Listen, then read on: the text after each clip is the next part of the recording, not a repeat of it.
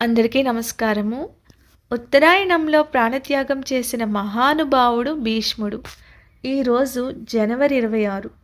సూర్యుడు నెమ్మదిగా ఉదయిస్తున్న వేళ ఇంటి ముందు ఇంకా చీకటి పూర్తిగా పోని సమయం. అలాంటి నిశ్శబ్ద ఉదయాన్న ఒక పవిత్రమైన రోజు మొదలవుతుంది. ఆ రోజే భీష్మాష్టమి. భీష్మాష్టమి అంటే కేవలం ఒక తిథి కాదు. అది త్యాగానికి గుర్తు, ధర్మానికి ప్రతీక, పితృదేవతల ఆశీస్సులకు ద్వారం. మహాభారతం చదివిన వాళ్ళకి భీష్ముడు ఒక గొప్ప వ్యక్తి. కానీ చదవని వాళ్ళకైనా ఆయన పేరు వినగానే గౌరవం కలుగుతుంది. ఎందుకంటే భీష్ముడు తన జీవితాన్ని తన కోసమే కాదు, ఇతరుల సుఖం కోసం అర్పించిన మహానుభావుడు. దేవవ్రతుడు అనే పేరుతో జన్మించిన ఆ బాలుడు తండ్రి ఆనందం కోసం జీవితాంతం బ్రహ్మచర్య వ్రతం తీసుకున్నాడు. ఆ ఒక్క ప్రతిజ్ఞతోనే ఆయన భీష్ముడయ్యాడు. అలాంటి భీష్మ పితామహుడు యుద్ధభూమిలో శరశయ్యపై ఉండి కూడా ఉత్తరాయణం వచ్చే వరకు ప్రాణాలు విడిచిపెట్టలేదు. సూర్యుడు ఉత్తర దిశగా ప్రయాణం మొదలుపెట్టిన రోజే భీష్ముడు తన ప్రాణత్యాగం చేశాడు. ఆ పవిత్రమైన రోజే భీష్మాష్టమి. ఈరోజు ఎందుకంత ముఖ్యమంటే భీష్ముడు కేవలం ఒక యోధుడు కాదు, ఆయన ఒక తండ్రి లాంటి వ్యక్తి. అందుకే ఆయన్ను భీష్మ పితామహుడు అంటారు. ఈ రోజున పితృదేవతల్ని స్మరించుకోవడం చాలా శుభం అంటారు.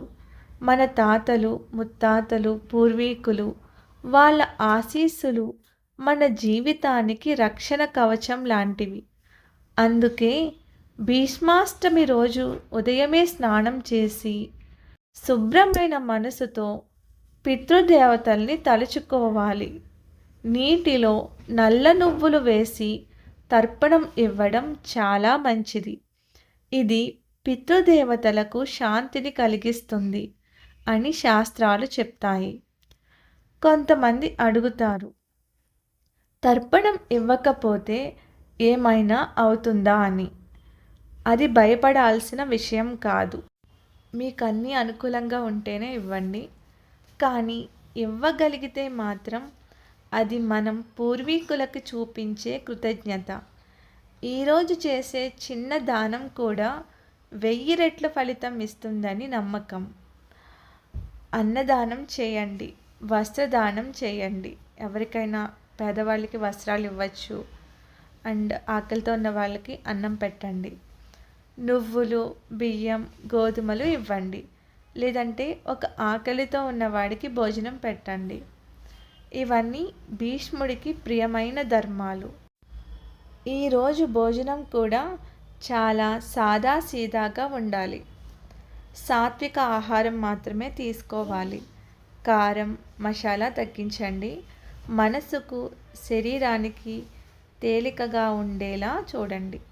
మాంసాహారం, మద్యం ఈ రోజున పూర్తిగా దూరంగా పెట్టాలి. ఇది నియమం కన్నా పితృదేవతల పట్ల గౌరవం.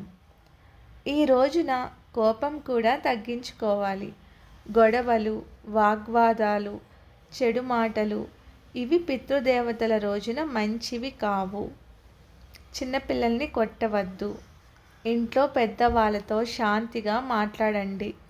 తల్లిదండ్రులకు నమస్కారం చేయండి. వాళ్ళ ఆశీర్వాదమే ఈరోజు గొప్ప వరం. భీష్ముణ్ణి గుర్తు చేసుకుంటే ఒక విషయం మనకి అర్థమవుతుంది.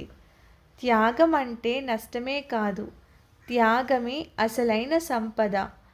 ఆయనకు రాజ్యం కావచ్చు, అధికారం కావచ్చు, అన్నీ ఉండే అవకాశం ఉన్నా అన్నింటినీ వదిలేసి ధర్మాన్నే ఎంచుకున్నాడు.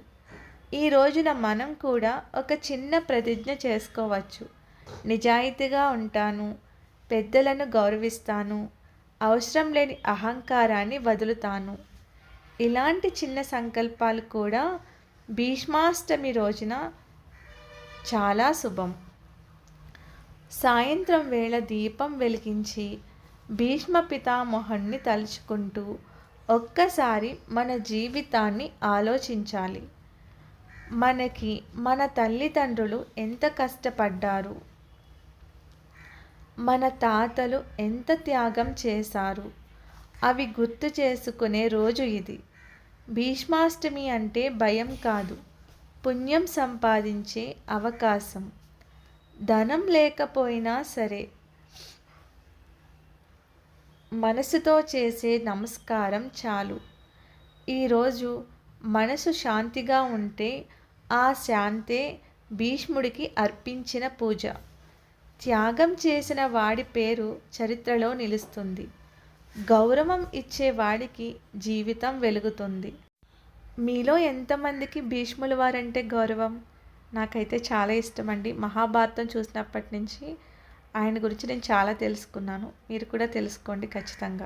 వీడియో నచ్చితే తప్పక షేర్ చేయండి.